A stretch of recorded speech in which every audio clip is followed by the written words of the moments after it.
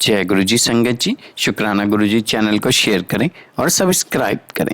संगत जी, आज हम गुरु जी की आज्ञा से लीना जैन आंटी जी के श्रीमुख से श्री शिव महापुराण श्रृंखला के 46वें भाग में रुद्र संहिता में द्वितीय सती खंड के अंतर्गत 7वें, 8वें, 9वें और 10वें अध्याय का श्रवण करेंगे। चलिए प्रारंभ करते हैं। जय गुरु जी।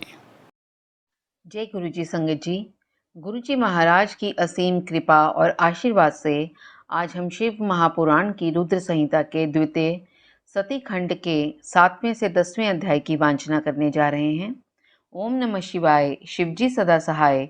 ओम नमः शिवाय। गुरु जी सदा सहाय। संध्या की आत्महुति उसका अरुंधति के रूप में अवतीर्ण होकर मुनिवर वशिष्ठ के साथ विवाह करना, ब्रह्मा जी का रुद्र के विवाह के लिए प्रयत्न और चिंता तथा भगवान विष्णु का उन्हें शिवा की आराधना के लिए उपदेश देकर चिंता मुक्त करना। ब्रह्मा जी कहते हैं, नारद, जब वर देकर भगवान शंकर अंतर्ध्यान हो गए तब संध्या भी उसी स्थान पर गई जहां मुनि मेधातिथि यज्ञ कर रहे थे।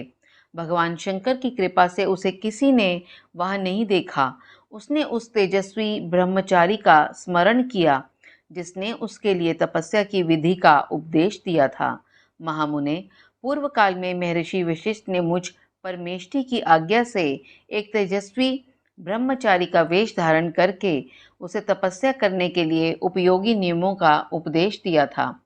संध्या अपने को तपस्या का उपदेश देने वाले उन्हीं ब्रह्मचारी ब्राह्मण वशिष्ठ को पति रूप में मन में रखकर उस महायज्ञ में प्रज्वलित अग्नि के समीप गई।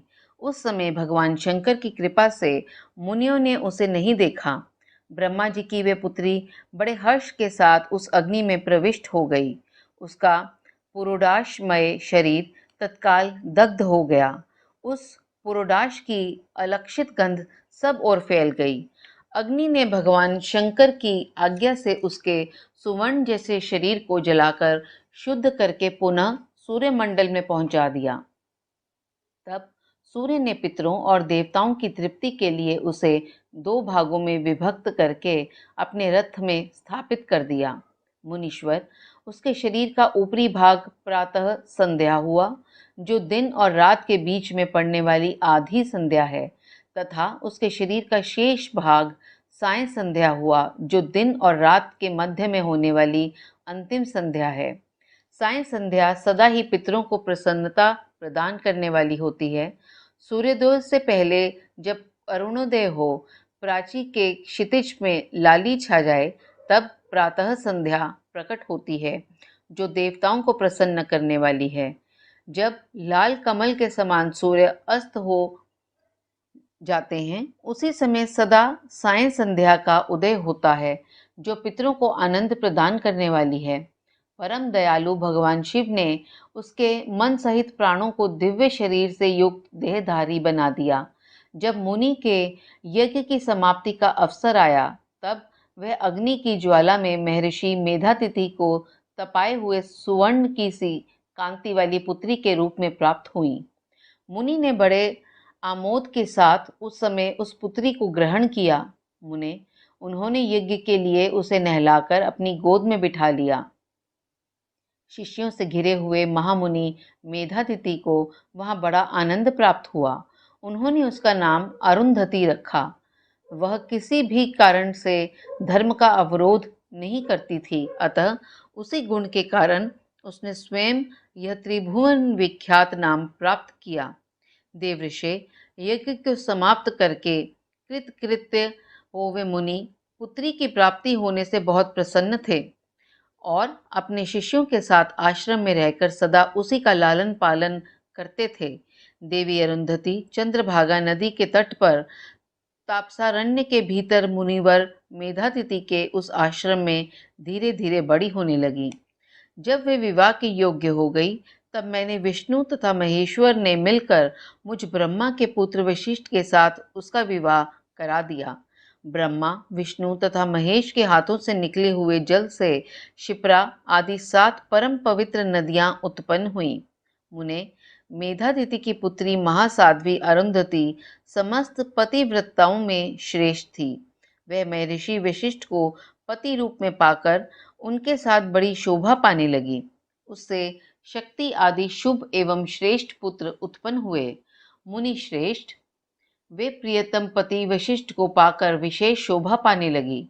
मुनि शिरोमणे, इस प्रकार मैंने तुम्हारे समक्ष संध्या के पवित्र चरित्र का वर्णन किया है, जो समस्त कामनाओं के फलों को देने वाला परम पावन और दिव्य है।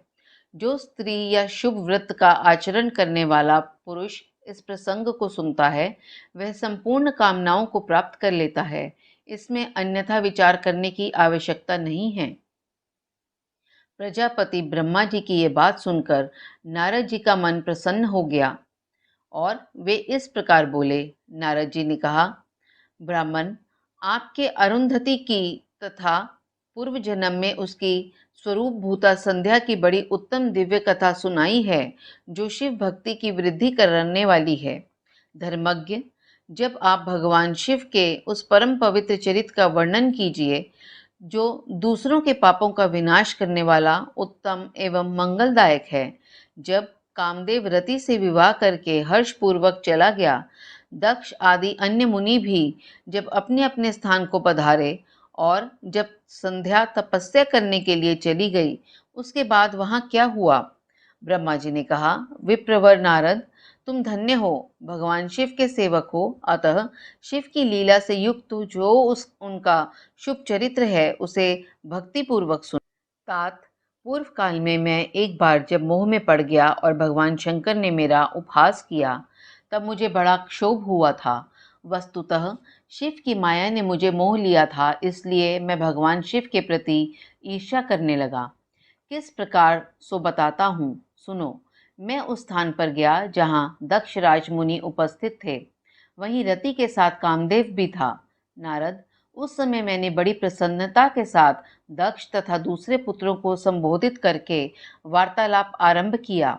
उस वार्तालाप के समय मैं शिव की माया से पूर्णतया मोहित था। अतः मैंने कहा, पुत्रों, तुम्हें ऐसा प्रयत्न करना चाहिए जिससे महादेव जी किसी कमनीय कांति वाली स्त्री का पाणी ग्रहण करें। इसके बाद मैंने भगवान शिव को मोहित करने का भार रति सहित कामदेव को सौंपा। कामदेव ने मेरी आज्ञा मानकर कहा, प्रभु, सुंदरी स्त्री ही मेरा अस्त्र है, अतः शिव जी को मोहित करने के लिए किसी नारी की सृष्टि कीजिए। ये सुनकर मैं चिंता में पड़ गया और लंबी सांस खींचने लगा। मेरे उस निश्वास से राशि राशि पुष्पों से विभूषित वसंत का प्रादुर्भाव हुआ।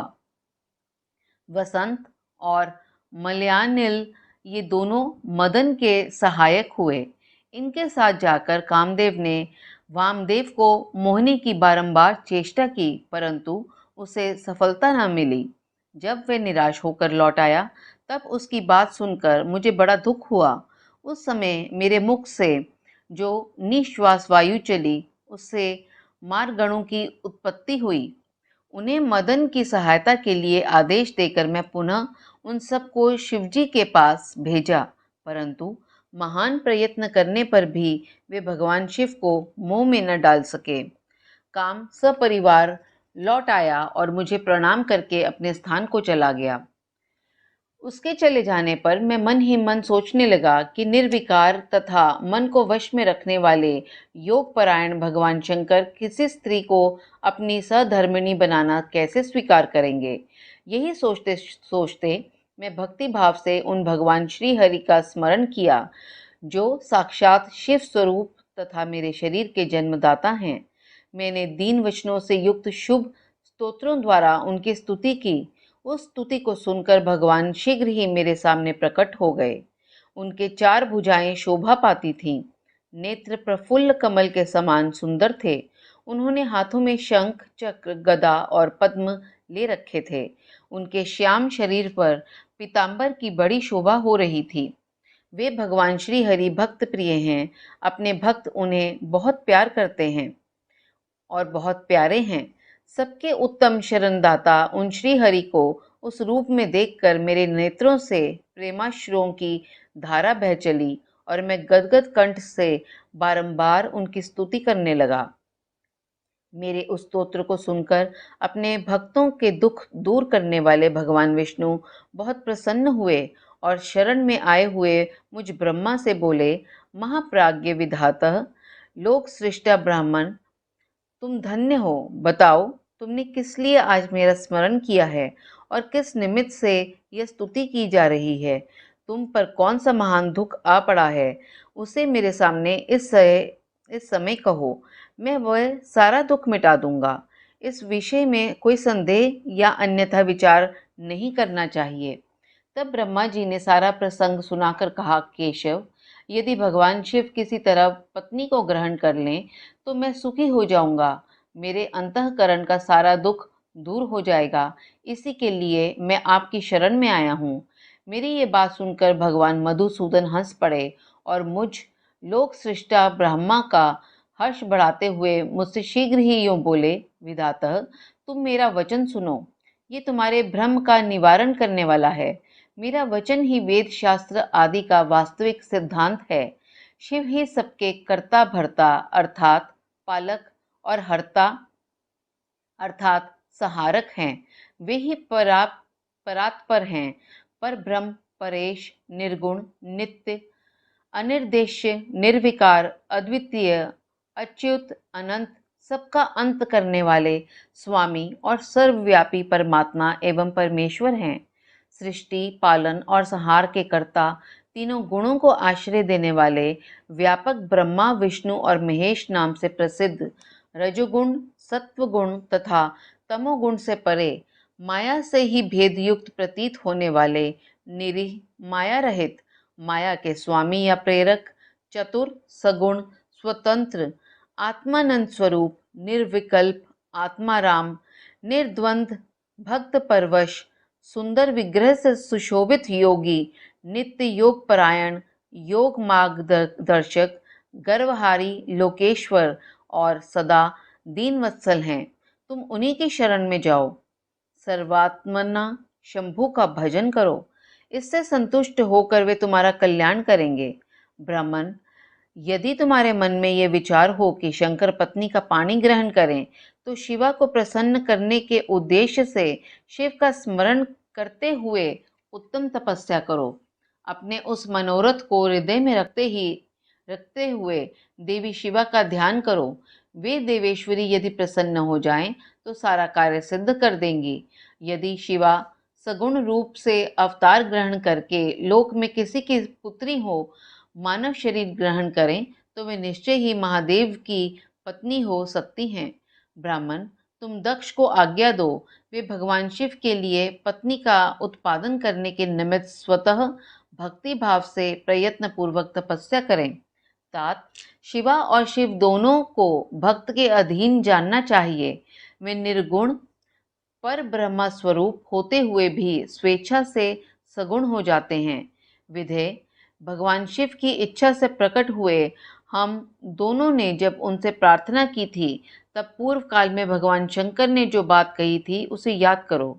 ब्राह्मण, अपनी शक्ति से सुंदर लीला विहार करने वाले निर्गुण शिव ने स्वेच्छा से सगुण होकर मुझको और तुमको प्रकट करने के पश्चात तुम्हें तो सृष्टि कार्य करने का आदेश दिया और उमा सहित उन अविनाशी सृष्टिकर्ता प्रभु ने मुझे उस सृष्टि के पालन का कार्य सौंपा। फिर नाना लीला विशारद उन दयालु स्वामी ने हंसकर आकाश की ओर देखते हुए बड़े प्रेम से कहा, विष्णु, मेरा उत्कृष्ट रूप इन विधाता के अंग से इस लोक में प्रकट होगा, जिसका नाम रुद्र होगा। रुद्र का रूप ऐसा ही होगा जैसा मेरा है, वे मेरा पूर्ण रूप होगा। तुम दोनों को सदा उसकी पूजा करनी चाहिए। वह तुम दोनों के संपूर्ण मनोरथों की सिद्धि करने वाला होगा। वही जगत का प्रलय करने वाला होगा। वह समस्त गुणों का दृष्टा, निर्विशेष एवं उत्तम योग का पालक होगा। यद्यपि तीनों देवता मेरे ही रूप हैं, तथापि विशेषतः रुद्र मेरा पूर्ण रूप होगा। पुत्रों, देवी उमा के भी 3 रूप होंगे। एक रूप का नाम लक्ष्मी होगा, जो इन श्री हरि की पत्नी होंगी। दूसरा रूप ब्रह्म पत्नी सरस्वती हैं। तीसरा रूप सती के नाम से प्रसिद्ध होगा। सती उमा का पूर्ण रूप होंगी, वे ही भावी रुद्र की पत्नी होंगी। ऐसा कहकर भगवान महेश्वर हम पर कृपा करने के पश्चात वहां से अंतर्धान हो गए और हम दोनों सुखपूर्वक अपने अपने कार्य में लग गए। ब्राह्मण, समय पाकर मैं और तुम दोनों सपत्नीक हो गए और साक्षात भगवान शंकर रुद्र नाम से अवतीर्ण हुए। वे इस समय कैलाश पर्वत पर निवास करते हैं। ब्रजेश्वर, अब शिवा भी सती नाम से अवतीर्ण होने वाली हैं, अतः तुम्हें उनके उत्पादन के लिए ही यत्न करना चाहिए। ऐसा कहकर मुझ पर बड़ी भारी दया करके भगवान विष्णु अंतर्धान हो गए और मुझे उनकी बातें सुनकर बड़ा आनंद प्राप्त हुआ। संगत जी, इसके साथ ही श्री शिव महापुराण की रुद्र संहिता के द्वितीय सती खंड का 7म से 10म अध्याय संपूर्ण हुआ। जय गुरु जी, शुक्राना गुरु जी।